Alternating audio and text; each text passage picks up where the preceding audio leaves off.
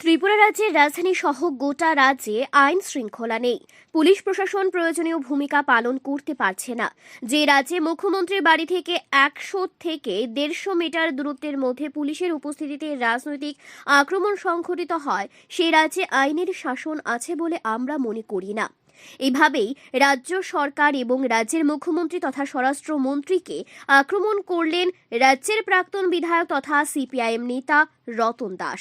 এখানে উল্লেখ করা প্রয়োজন, সিপিআইএম সদর মহকুমা কমিটির সদস্য সঞ্জীব সাহা এবং সুবীর দে এই দুজন বাম কর্মীর ওপর নিজ বাড়িতেই গতকাল রাতে আক্রমণ করার পাশাপাশি ভাঙচুর করা হয়েছে বলে অভিযোগ বামেদের।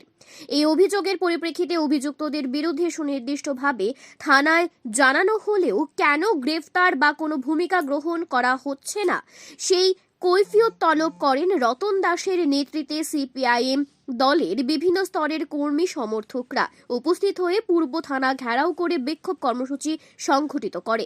এই বিক্ষোভ কর্মসূচি থেকে রতন দাসদের দাবি, অবিলম্বে অভিযুক্তদের গ্রেফতার করতে হবে এবং রাজধানী সহ রাজ্যের আইনের শাসন কায়েম করতে হবে। Bureau report, Tripura news Bangla. রাত 11:30টায়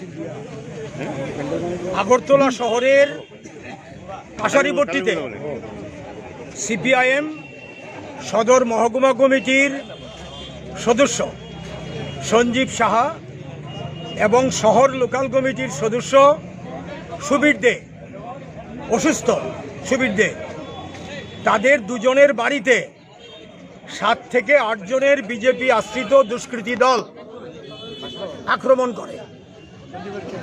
ইট পাটকেল নিয়ে নিক্ষেপ করে ঘরের ভেতরে গিয়ে সেগুলি পড়ে এবং অকথ্য ভাষায় গালিগালাজ করে। গোটা দুটো বাড়িকে আতঙ্কিত করে, এলাকা আতঙ্কিত হয়।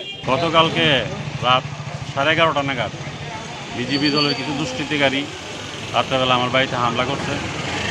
কথ্য ভাষায় গালিগালাজ, আমার পরিবারের সকল দিনে গালিগালাজ, ঝিলাইছে, বাইরিতাম, মায়েরা লাইব, ট্যাঙ্কা লাইব, এইভাবে হুমকি 11:30 প্রায় 12টা পর্যন্ত চলছে। তারপরে আমরা থানার খবর দিছি, পুলিশ আইছে। পুলিশের সামনেও তারা কোনো ধরনের কিছু মানতে রাজি না। তো যাক, এইভাবেই হোক, এরকম গণ্ডগোল করতে করতে প্রায় 12টা নাগাদ, 12:10 নাগাদ তারা এখান থেকে গেছে। পাশে আমার পার্টির আরেক নেতা আছে সুবীর দে, আমার এখান থেকে তার বাড়িতে গেছে। তার বাড়িতেও সেম কথা, ঢিলাইছে, মাছ হুমকি ধুমকি গালিগালাজ বাইর করে দিত, মায়েরা লাইব, কাটতে লাইব। এইমাত্র আমরা পার্টি থেকে থানা দিয়ে পুলিশ